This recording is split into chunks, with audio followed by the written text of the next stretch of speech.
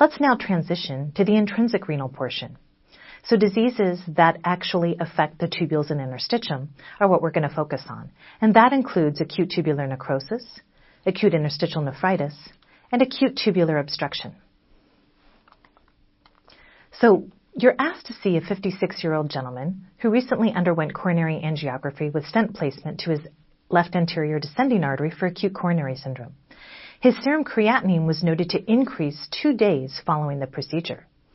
His physical exam is relatively unremarkable, and his serological labs show that his serum creatinine is elevated to 2.3 milligrams per deciliter, so we see that that's high. And his creatinine was 0.9, which is normal on the day of angiography. His BUN is only slightly elevated at 28 milligrams per deciliter. He's given 2 liters of normal saline, but his creatinine continues to rise.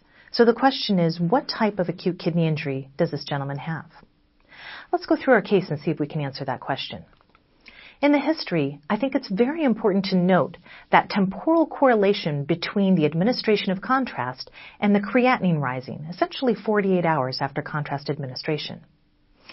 We can also see on the laboratory data that BUN to creatinine ratio is actually less than 15:1. And when we see that taken together with the history, that's very suggestive of a tubular injury. The fact that he doesn't get better with volume replacement trying to correct his renal hemodynamics really does suggest that there's intrinsic renal disease going on here. So the answer to our case is that this gentleman does have intrinsic renal disease and in fact has acute tubular necrosis from his radiocontrast administration.